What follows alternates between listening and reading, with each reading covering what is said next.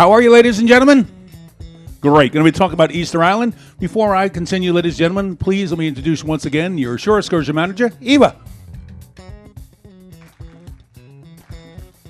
Good morning, folks. Are you excited to go to Easter Island? Have you been there before? Well, I have. It's quite a challenging logistically port, so I ask you in advance to please bear with us and be patient. Tender service may be a bit slower than you experience in other tender ports. There is reasons for that, and it's all related to your safety. So please remember that if you're on a Princess Shore excursion, you have a ticket, it tells you to meet on board. Please respect that. Because of that, we want to make sure we control the flow of guests onto the island. As I mentioned, it is a bit more restricted port than other tender ports you may have been to. So please go by your tickets and please read your meeting instructions and follow them, okay? If you have any questions or you want to do something else, you want to go ashore before, please let us know so we can give you a sticker if you are on the afternoon tour, because also afternoon tours will meet on board. Very important, if you already booked or considering booking a shore excursion with us, it's as I mentioned, it's quite a challenging port. The resources are very limited, so we will need to finalize our bus allocations very, very soon. We still have space on most of the tours, but please let us know if you're interested. Please remember, our shore excursions include the US $80 national park fee. And of course, if you have booked 2 tours on the day, we will adjust that. We'll make manifests for each of the tours, and whoever has 2 tours in the day will have the price of the second tour adjusted by deducting that national park fee. You may have asked us questions already. I'm just repeating, you will only pay 1 fee per day. So if you have 2 tours, we'll adjust it closer to the call or even after our call. So no to worry about that, okay? Please remember, we have very limited transportation. There's no air conditioning. There's no narration during the drive, but there will be narration by your guides at the different sites you'll be visiting. So please remember that. Please dress warmly. It will be kind of cold. The forecast right now, it's 18 Celsius or 65 Fahrenheit. So kind of like in Peru when you visited. So please remember that and dress accordingly. Very, very comfortable shoes and clothing you can get. There's a lot of uneven terrain, very, very basic. So please remember that and watch your step when you go and enjoy the statues. It's quite easy to trip if you're so excited and distracted by the views. And please remember, we cannot accept any wheelchairs or walkers because our transportation is used whatever is available on the island. These are minivans, these are minibuses. So we will use whatever is available and there is no storage space, okay? Please do let us know if you have any questions. I'll let Hutch take over here and enjoy. Thank you very much. Now, ladies and gentlemen, I'm going to show you Easter Island. At the end, I'll also go over a little bit about Pitcairn for you and our scenic cruising as we sail around. Now, we're coming into Chile, about 17.7 million people in Chile. Easter Island, about 6,000 people permanently reside on Easter Island. The main town is Hangaroa. Hangaroa, about 4,000 of those 6,000 people live in Hangaroa. We're anchored off what's called Hangapica. Hangapico, you're looking at about 3 kilometers, 1.775 mile to the area of Hangaroa from Hangapico. So it is a little bit of a distance in that way. We're in on Monday the 3rd. That's 8 o'clock until 6:30. The currency is the Chilean peso. So right now for the Australian dollar, it's 488 Chilean pesos. It's CLP abbreviated. New Zealand, 444. US 667, Canadian dollar 516, euro 779, and the pound 867. You will find US dollars are accepted in most places. Even the fee, they require the fee to be paid, the $80 for the park fee to be paid in US dollars. Now banks, they're open from Monday to Friday, and that's 8 o'clock in the morning until 1. Shopping, there'll be vendors right next to the tender pier, so you won't have to find shopping, it's going to find you. It's right there for you. Language, the official language is Spanish. You do have Rapa Nui. They speak the language called Rapa Nui. It's a Polynesian closely related to the Tahitian. Also, you'll find basic English spoken within the touristic areas. Taxis, there are a few taxis. You're looking at about $90 an hour for a taxi. Fuel is quite expensive. It has to be shipped in, so it is a very expensive commodity. So you will have a few taxis available about $90. Now, you're looking at rental cars. There is, it's AV Atomu, ATAMU, and that is about $150 to $200 US a day for a car. For the adventurous, you can rent a bicycle in town. That's about $20 a day. Now, the entrance fee to the park encompasses the majority of the island. Once you leave Hangaroa, you're inside the park. If you're traveling independently, you will have to buy the park fee. That's $80, and that went up on January 1st, 2017. It raised up to that. Now, the only place to buy the passes is on the pier in Hangapico or at the airport. You cannot purchase the passes at the park area. So they must be acquired before you leave the tender pier if you're going to go independent. Post office, that's right in Hangaroa. It's open from 9 until 1 and then 2:30 until 5. You'll find some restaurants. There's one right above the tender pier area. There's one on the right-hand side as you're walking into town. So there are a couple of restaurants and bars for you. Now, you do have the Chilean Tourist Bureau. That is called Sanitar, and that is located right in the heart of town. They normally have a small area right at the pier also with some information. For golfers, unfortunately, there's no golf on Easter Island. Now, you do have numerous backpackers coming in the area, so you will find a few internet cafes in the area. In the Hangaroa village, you will find telephones, beaches. You have a little beach called P Beach, and I'll show you that in just a few moments. That's about 2 kilometers, 1 mile from our berth.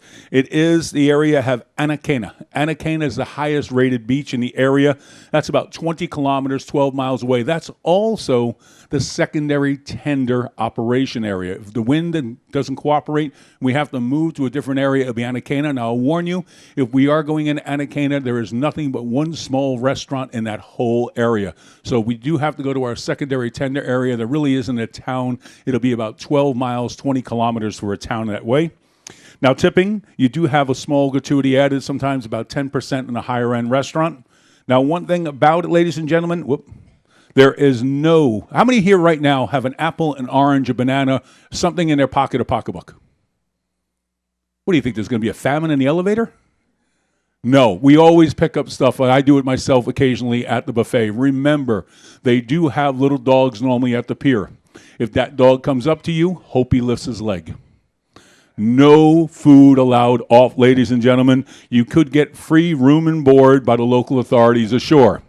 So please remember that. You're going to get a sheet of paper sent to you by the pursers. You'll be carrying that. That is an agricultural customs form. You must carry that with you when you get off the ship. That'll be delivered to your cabin. Now, we're coming into the subtropical island of Easter Island. Spanish, it's the Isla Pascua. In Rapa Nui, it's called Rapa Nui. It's an isolated triangle in the South Pacific. You're looking about 22.5 kilometers in length, 14 miles, by about 11 kilometers or 7 miles in width. It covers roughly about 166 square kilometers or 64 square miles. The island is located about 3,701 kilometers or 2,300 miles from the west coast of Chile, and 4,023 kilometers or 2,500 miles east of Tahiti. So you can see sitting in the middle there how the area is rather isolated. Now here, this is the Polynesian Triangle. So when you hear the Polynesian Triangle, from Hawaii, Easter Island, all the way down to the point on the bottom of New Zealand. That is the area. Now, if you look, you'll see Tahiti. Our second port of call is Raiatea. Now, Raiatea is probably the most important of the Polynesian because that's what they now think was Hawaii, the area when most of the migration of the Polynesians took place from. So we're going to be going to one corner, and then we're going to go into the heart later on of Polynesia. Now, the nearest point of land is Ducie Island. That is part of the British territory of Pitcairn. It makes Easter Island the most isolated inhabited island in the world. You have about 65,000 tourists a year now coming in. Now, think about this. Honolulu, about 8.5 million tourists a year. Here, it's 65,000. 1995, UNESCO did name this a World Heritage Site. It contains no natural harbors, so we're tendering into Hangapico, and it's part of Hangaroa. This is the largest Hangaroa, the largest village on the island. Now, you're going to realize the island was formed by a series of volcanic eruptions. In addition to its hilly terrain, the island also has some subterranean caves and corridors that go very deep into the mountains. Now, you have here 3 major volcanoes, Poiki, Ranakau, and Mount Teravaka. 2 minor volcanoes, Ranarauku. This was what they call the moai factory. This is where most of the moai were carved. You have Punapau. Now, Punapau is where the puako, the top, the red hats you'll see on some of the moai, this is where this was also taken from. Now, all 5 of these are inactive volcanoes. The highest point on the entire area is 31Aug2018. That reaches 1,676 feet or 511 meters above sea level. Now, really, you can actually say the whole island is actually a volcano, a massive volcano. It rises 3,048 meters from the Pacific floor. Now, you do have here, as I stated, the nickname is in Polynesia, the area of Rapa Nui, the Great Rapa. Now, the name was bestowed on the island in 1860s by Tahitian sailors. Now, this was due to the resemblance of another Polynesian island called Rapa Iti, or the Little Rapa. Scientists discovered that there were signs of life here. They referred to the area as Te Pito o Te Hananua, the navel or the center of the world, and also Mata ki Te Rani, the eyes that look up to the sky or the eyes that look up to heaven. The island was annexed by Chile in the late 19th century. Now you're looking at an area that derives the majority of its money from tourism, due to have about 900 giant moais, the stone figures on the island. Now, these statues reveal the creators to be craftsmen, master craftsmen in the area, also master engineers, and also they're much more distinctive than any other stone sculptures you'll see in any other Polynesian culture. Now, the history and also the meaning of these statues is not finite. There is much speculation about their exact purpose of the statues, along with what role they actually played in the ancient civilization of Easter Island. And there's even controversy in the way how they were constructed, and also much controversy on how they were transported to their sites. Now, Easter Island is a mixed population. You're looking mostly Polynesian ancestry. You'd also have here what's called the long ears and the short eared tribes. Now, the population rose to as high at one time as 12,000 at the end of the Middle Period. Now, the Middle Period is when most of the great statues were carved. Now, it dropped as low to 111 back in 1877. Very fortunately, during this ebb and flow of the people, neither the language or the oral history of the people disappeared. Now, you have Avenue Atamu Tekana. This is Hangaroa's main street. It runs from north to south. It's in honor of a local hero. It was known as that way. He was a memory of a Chilean naval officer. He's the one who annexed Easter Island to Chile back in 1888. This is going to be the heart of the town. Here you'll find shops, you'll find cafes, and also the quote-unquote supermarket, a very small one in that way. Now, also, you're going to find that way very interesting history whilst you're here. The guides will really bring things to life. Now, the first human inhabitants, they arrived at Easter Island about 300 to 400 AD. Now, there is a legend, and this states the first king of Rapa Nui, Hotomatua. He was a ruler from the Polynesian subgroup, possibly the Society Islands or the Marquesas. His ship traveled thousands of kilometers for landing at Anakia, the only natural beach, and he came in that way in the area. Then you had here the local culture, the rich culture developing. That way you have developed the original set of Rapa Nui descendants. You have, once again, 900 of the moai. Absolutely from all different sizes. And remember, if you see a smaller one, they're the older ones. The larger is actually more modern to the area. The statues, they average 13 to 14 feet, about 4 meters in height. The average weight, 13 to 14 tons. Now, these enormous stone busts are known as moai. They're carved out of tuff, which is a light porous rock formed by the consolidation of volcanic ash. And they were placed upon stone platforms that are called ahus. Now, the main theory of carving these moais in ancient Polynesia, people carved people and objects out of wood and stone, and this they thought would bring in the power. They call it mana. So the more mana, the more power you have from your ancestors, the stronger you are. Quick story, Robert Louis Stevenson. He moved to Samoa. They thought he had the most mana in the world of anybody. Reason being, remember, no written language. Everybody told stories. And all these things kept arriving to the island for him. And they're saying, how did you get this? I tell stories. They go, we tell stories. Nothing like this arrives for us. So they thought he had the most power and mana, and that's the most respected in that way. And this also gives an influence in that way, and it's how a person reacts also. The more mana you have, the better you react in a situation. Now, you have excavation on Easter Island reveal 3 distinct cultural phases. The early period, about 700 to 850 AD. The middle period, 1050 to 1680, and the late period post 1680. The middle periods where you're going to see most of the Moais and Ahus from. Now, there's between the early and middle periods, it's shown that many of the island statues were deliberately destroyed, then reconstructed as larger and heavy Moai. Now, this is the ones they're most famous for. The reason destroying, if you destroyed the statue, you destroyed someone's power. You destroyed their ancestry. So in times of trouble, they would topple the other statues trying to break down the people. Now, also, during the middle period, you had the Ahus. Now, the Ahus contained the burial and or cremation chambers also. Also, the images of the thought of the Moai are to represent the figures of deities after death. Now, the largest statue that can be discovered was traced to the middle period. It measures 9.8 meters, 32 foot tall, a single block. It weighs 82 tons, 4,500 kilograms. Now, during the late period, the population of the island grew to about 12,000. Unfortunately, this period was characterized by civil wars and also a general destruction around the island. This is quite evident from the toppled statues. Also, numerous spearheads have been discovered from this period. Now, many of scientists now believe that this was caused by an overpopulation and also the exploitation of almost all the island's resources. The resources got very, very tight. Now, the island's oral tradition, now written language, once again, did not come into this area until the arrival of missionaries, 1860s. Now, they carry stories that say around the period 1680, after peacefully coexisting for many years, the two islands' main ethnic groups, known as short ears, rebelled against the long ears.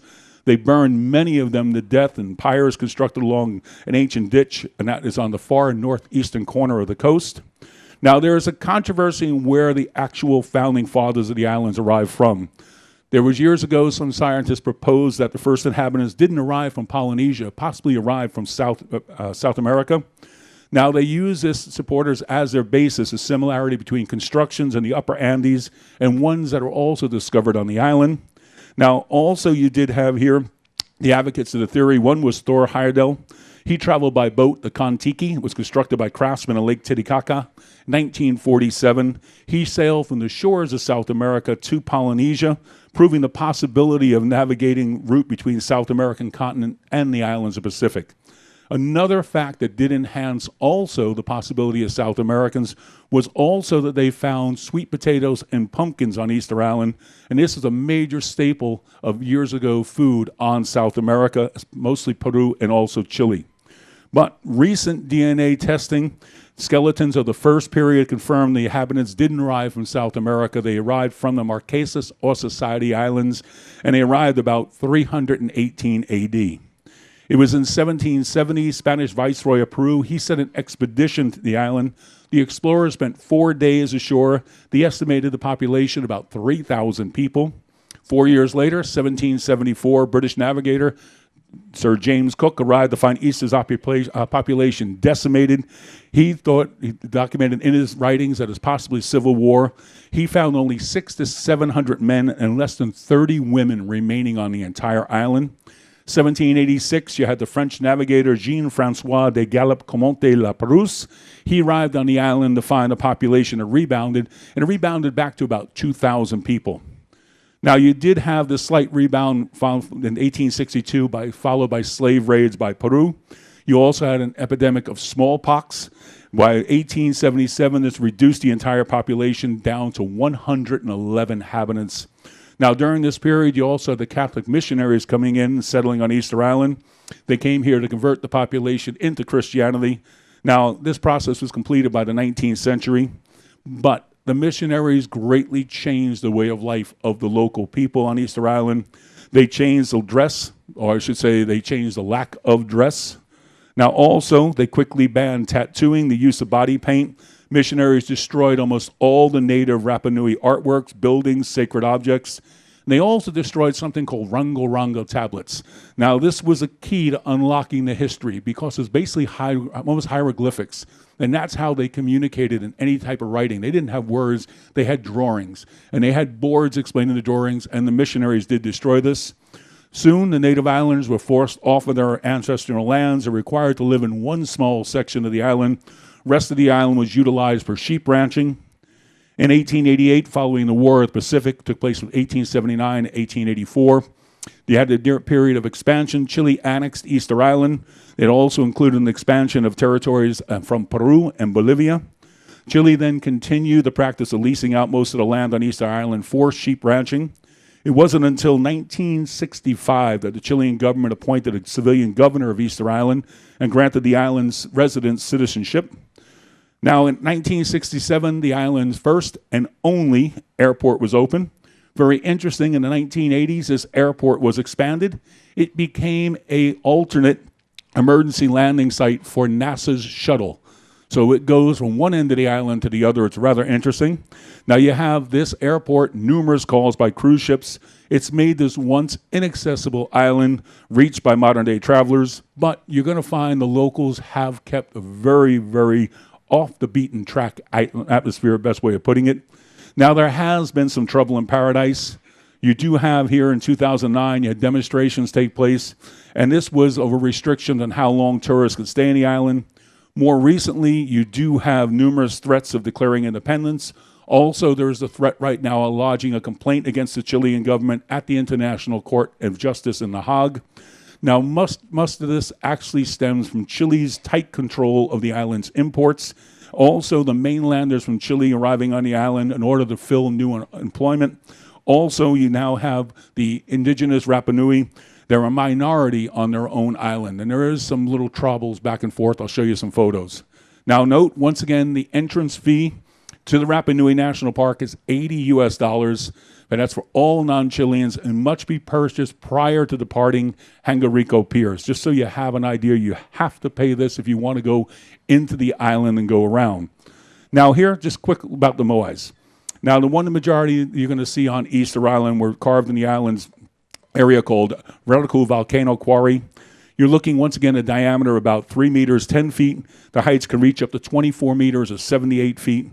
Now it is the area the statues grew over time. So the smaller you see a statue, the older the statue actually is. Now it really did develop dramatically over time. Now you do have the smaller ones you'll see. They're very, very similar to what we call the tiki or the Marquesas. You're looking about 1 meter, 3.2 feet in height. The bigger moai of this period now, you go up to 21.6 meters, 71 feet. And once again, the bigger ones can weigh up to 180 tons. The most biggest ever to take into a destination was T. Pico Cora. It stands at 9.84 meters, 32.25 feet, 74 tons. Now, the heavier moai, this was an 88 ton that they found. To stand it back up, it had to utilize a crane.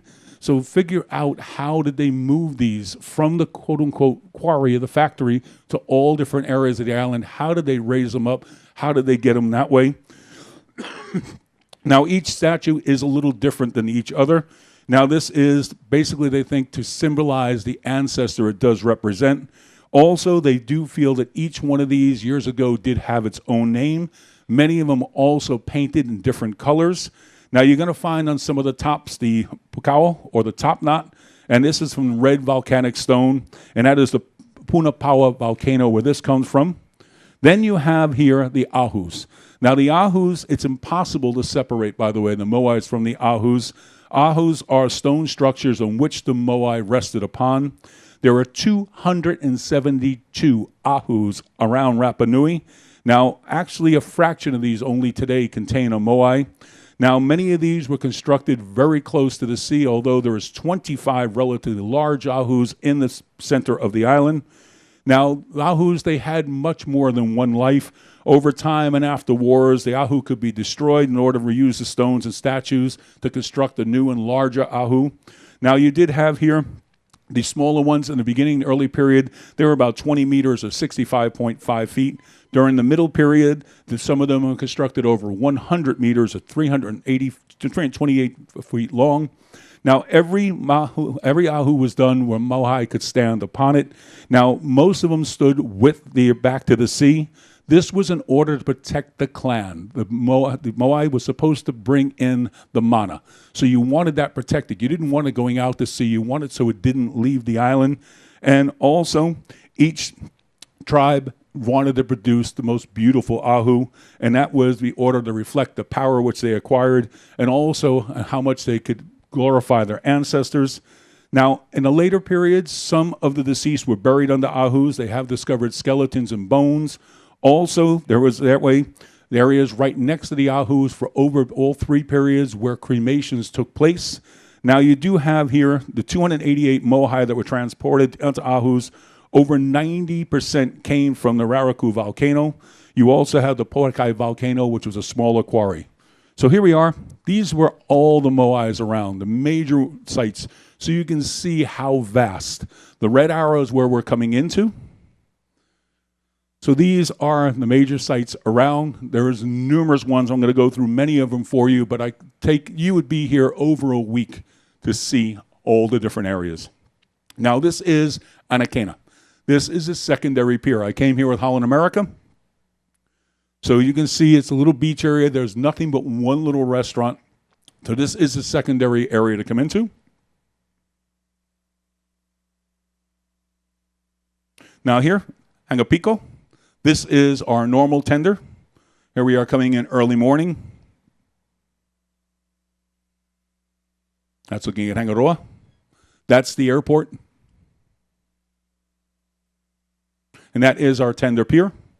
Now, as Ava said, it is a slow operation. Normally, you can only bring one tender in at a time. There's normally a swell, so it takes a while to load and unload the tenders. So please do have patience in that way. So here, coming off the tender, you do have the step, and then you have a series of steps coming up. Here, the little information booth. And then here, this is where they're selling the tickets. This is the ticket for independents who want to go into the park.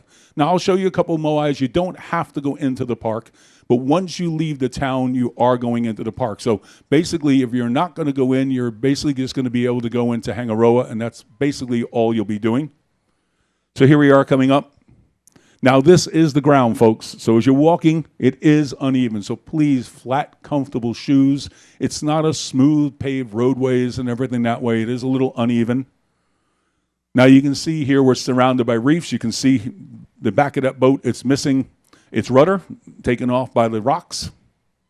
So here, this is the little souvenirs. You'll find your little moai. So the little red top hats.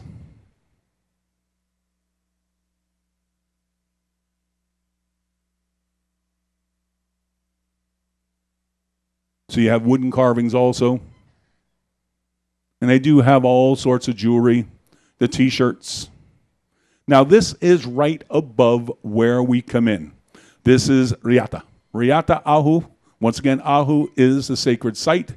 They ask, please do not walk. They also ask, please do not touch any of the moais or Ahu in that way. Remember, this is relatives. This is the mana. This is their spirits. It would be like someone going and walking around in a graveyard and touching things and moving things around. So please do respect the moai and the ahus when you're there. But here, you're going to see a little bit of information for you. There is the moai.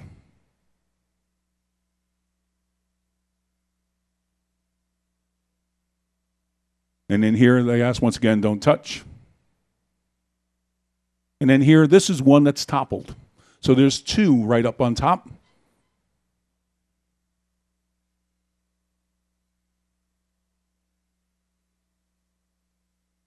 And then here, looking down at the tender pier, so you can see it's right above it.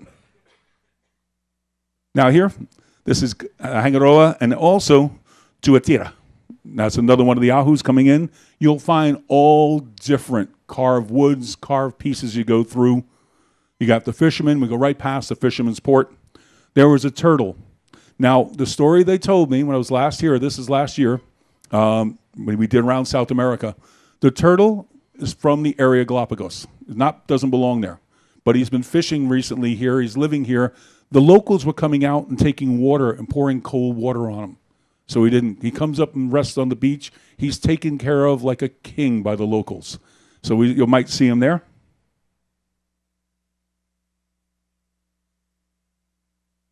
And then here you do have your little stores, a little museum.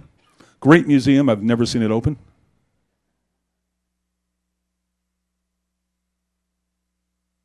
Now you're going to see they have art everywhere. They really do. You'll see these beautiful carvings on the government buildings. Another one of the moai you'll see with the top hat, the top knot. This here is a hotel. Very nice to stay. I think it's $700 a night US. Yeah, so a beer is not going to be cheap here, folks. But they do have a nice little area. But now you're going to see what I was talking about with the protest. So you will see a little bit of signage normally. Another one of the ahus. And then here you can see how the eyes are done. Some more of the stones, and here they do have the coloring.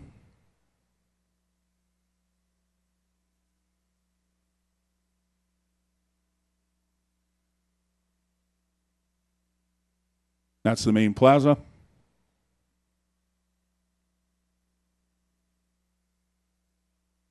Looking at the fisherman's area, this is where the locals come in. Some great little benches. So once again, you're looking at about 1.75 miles. So you're looking just over 2 kilometers. This is the little beach. It's called P Beach. Little natural area.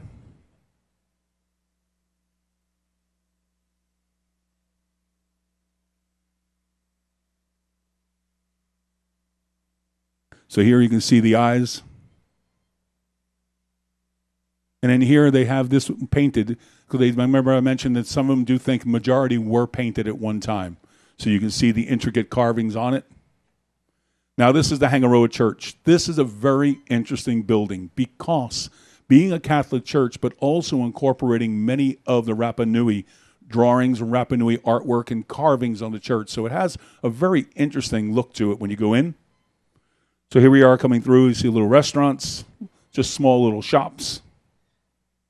The guard dog.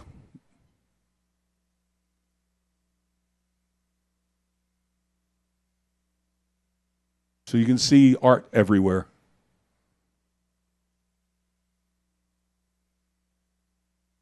So that is the church. So definitely go up, take a look around. You'll see all the different carvings, all the different stonework.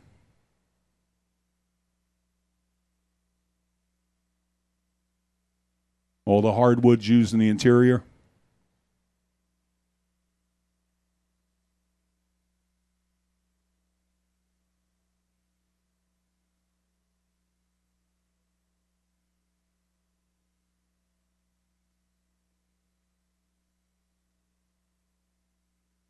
And then here, this is the gentleman who was the first priest of the area here. That way really, really did a lot for this church.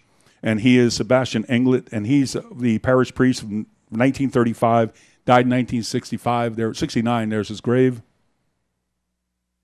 Now here, this is the Mercado. This is the area you'll find where many different souvenirs you can locate. You have carvings here, stone carvings, all different types of souvenirs. It's 1 block away from the church.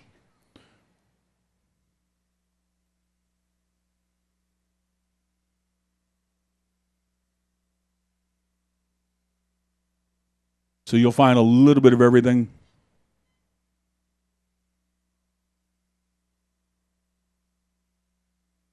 Now I love it. You're going to see the TVs. They're all old tube TVs. Now, unfortunately, the museum is scheduled to close on Monday. I have been here previously on Monday. They didn't open it, but just in case, if you do find it, it is 1,000 Chilean pesos or $2. I'm really hoping they will open it up because it really gives you an insight into the Rapa Nui, gives you much of the that way, and it really will acclimate you to your journey around the area. You have old fishing hooks, all different items. So here we are coming to the museum.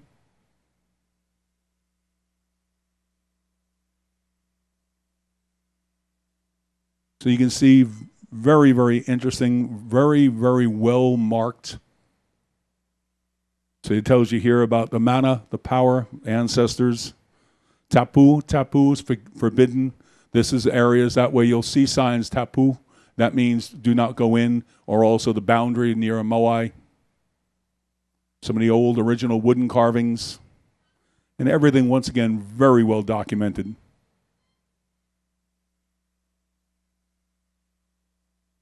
from the early period.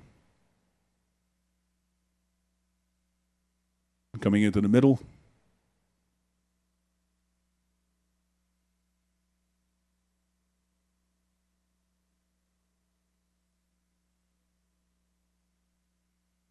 Now that is what they think. They tried to recreate the Rongo boards, as I told you before, about basically with the hieroglyphics on it, on how they could communicate.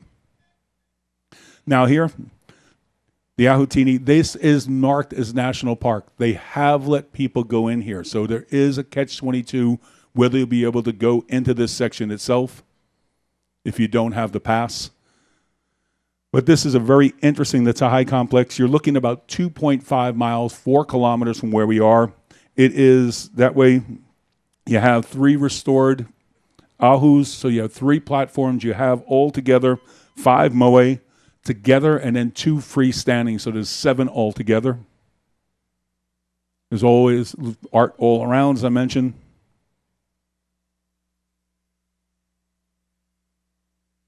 So the graveyard. You can always tell a lot about a society and how they respect the dead. You'll find beautiful flowers, very well maintained. You'll find the wild horses. These are people's horses, but they just let them go, wander around.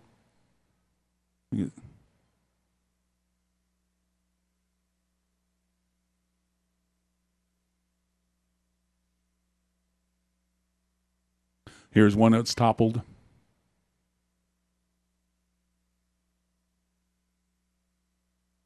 A small ahu. So there's one of the 2 freestanding.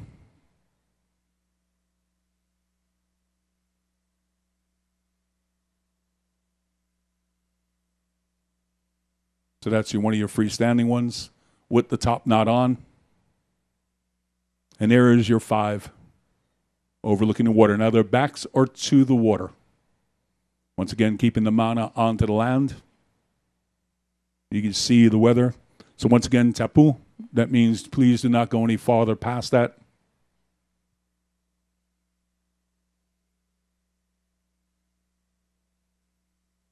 And they do normally have souvenirs for sold in this area. Now, once you get past this, it's definitely in the national park. This is Hangakioi. Hangakioi is just past. And then here are more of the horses. And here you have some beautiful ahus. You can see the ceremonial and also the moai standing.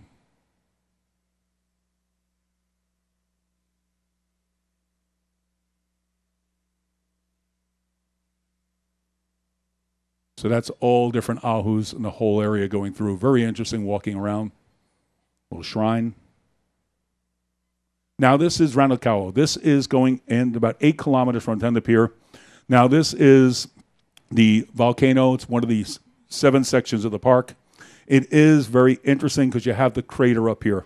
And the crater is about 1 mile across, 1.6 kilometers. And it's very interesting. It almost produces its own microclimate. It's very interesting in how the weather will change up there. You can find here vines, also figs growing in the area. And it's one of the only 3 natural bodies of water on the entire Easter Island. So we are leading up. Now, by the way, you can see the paths you're walking. So once again, flat, comfortable shoes. So that's looking into the crater. Once again, about 1.6 kilometers, 1 mile.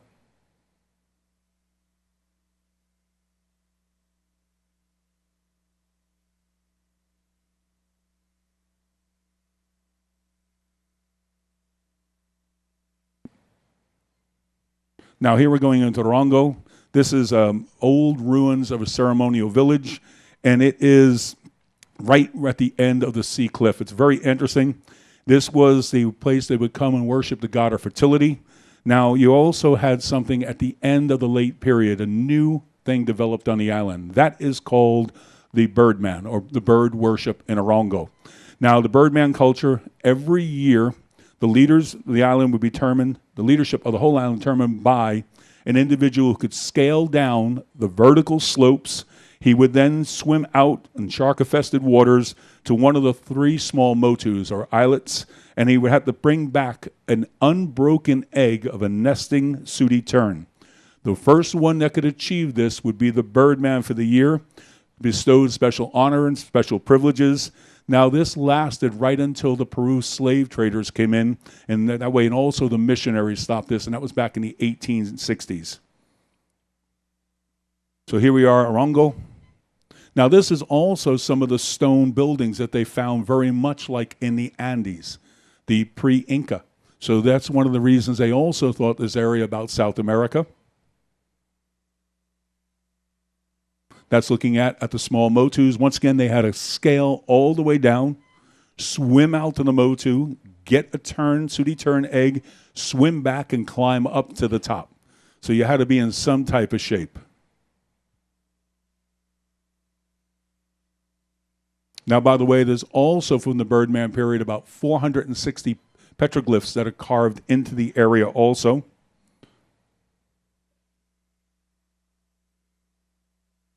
Now we're going to take you out to Vinapu. Vinapu is about 8 kilometers, 5 miles from the Tenda Pier. Now this is very interesting.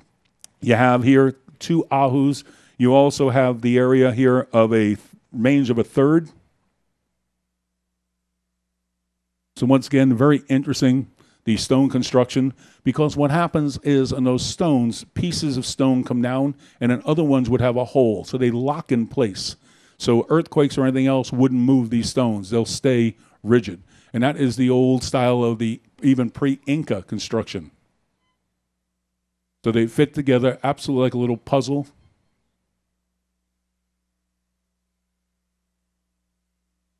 One of the heads of the moai, one of the toppled.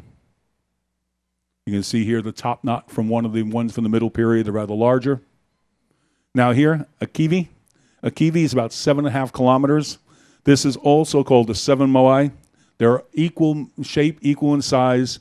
Now this is very interesting because this is the only ones you'll find facing out to sea. The 7 are facing out. It's a mystery, although some feel it's the quote-unquote the ancient astronomers of the area. They use this to line up at the spring equinox. So there is a special meaning to it that way. And it also has their backs to the sunrise on the autumn equinox.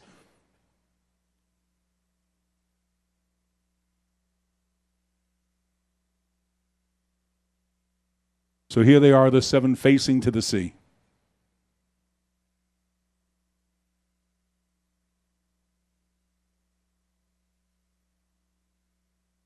Now, Vayu, this is a great little area, about 10 kilometers, 6 miles. This is the here 8 different moais. They were toppled in the late period, and they feel it was deliberately done once again to destroy the mana. So you can see here the toppled moai. The top knots in one spot.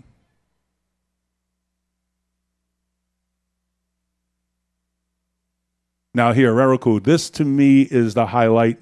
This here is about 20 kilometers, 12 miles. Now this here is considered the greatest and the most valuable site in all of Easter Island. And this is the quarry that supplied the stone for almost all the moai.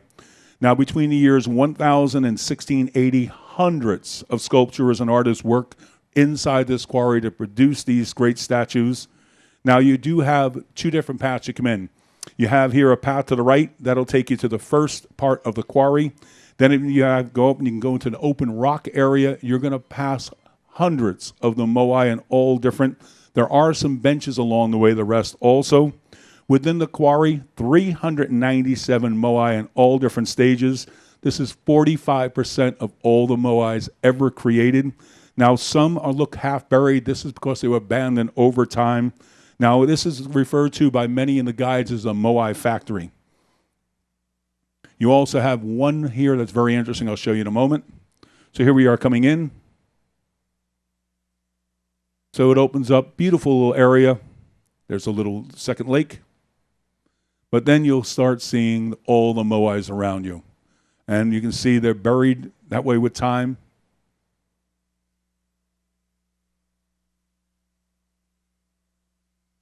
And it's just fascinating going through because each one has something of a different quality to it, and you realize how many there are.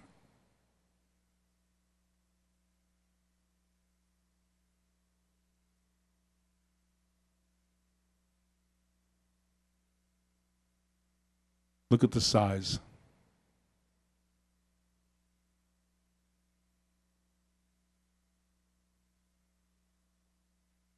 Now here, Tukotori. This is the only kneeling moai. They have no idea why, but of all the ones, all the others were standing, this one is kneeling.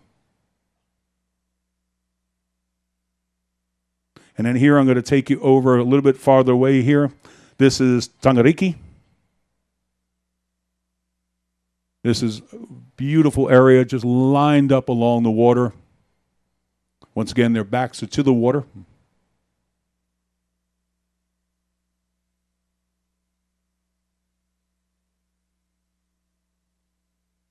And here, this is one of the larger ones. And in here, that is the second quarry I told you about where some of them were made.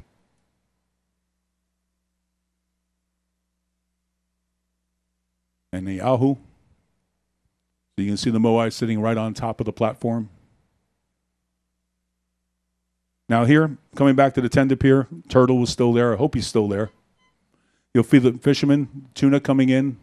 Now last year I saw something that was excellent the guests did. Years ago, I was on here and we got treated by fishermen. They invited us in for beer to the little shack they had. And we could not buy a beer. Well, some of the guests who returned, they came back with some phenomenal fishing equipment. And I don't mean cheap little hooks. They came with all different things. And last year they gave them as a gift. And you had to see the fishermen's faces with an ear-to-ear smile. They never realized by giving a couple of Australians and American a beer what would transpire from that. So here you can see the tuna.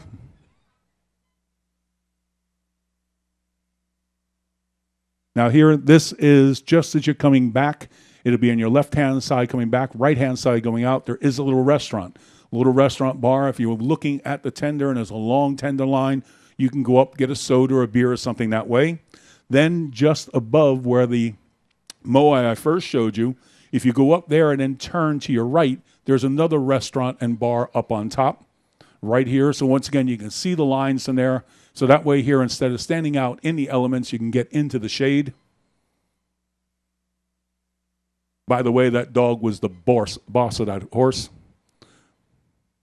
And in here, you're right next to the area of the airport. Now, dining on Easter Island, you have all different fresh fish here, of course, in that way. You have tuna, mahi-mahi, swordfish, also shrimp. Also, they do have something called rapa-rapi. Rapa-rapi is small lobster. It's indigenous to Easter Island. Now, also, you'll find here with Chile, you'll find ceviche, many different places. Also, something I had here a couple of years ago was a tuna empanada. It was absolutely phenomenal. Now, you also have here mahina. That is the local beer produced on Easter Island, so you do have a local beer.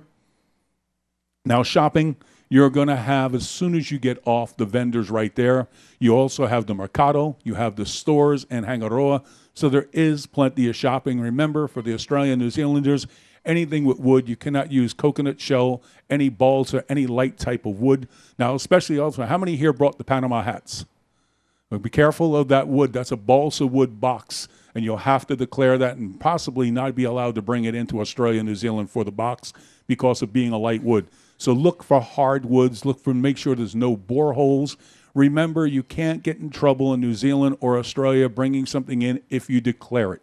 If you don't declare it, that's the problem. So you can get items that way. The stone items, there's no problem at all. The local jewelry, once again, as long as there's no coconut shell, normally no problem at all.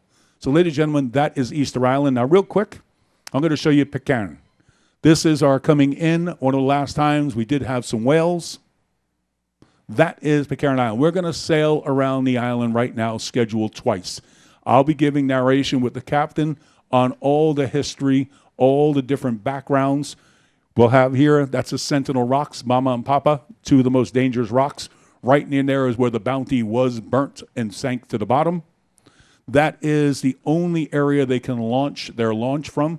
They have two large boats that are basically open boats. And these are the launches that people they use to come out. Also, this is where they unload from freighters and the boats coming out from Tahiti. Now, this is Adamstown, and that's named for John Adams, one of the mutineers. There's only one paved road, and that was done a couple years ago that way. And I think it goes for about 6.4 kilometers, a paved road on the entire island. So here you can see the houses. So we're going to sail around twice. I'll be giving you information. The captain has some information for you. So when we go to Pitcairn Island, you'll be able to see that's a brown booby. So ladies and gentlemen, plenty of information as we do that. Plenty of Easter Island. I'll be at the desk 4 to 5. Now, ladies and gentlemen, remember, Hangaroa, you don't need to pay to go in. If you leave Hangaroa, you'll need to have the area of paying the fee for the park. So I hope that's nice and clear for you. May your God bless. Have a great day. Thanks.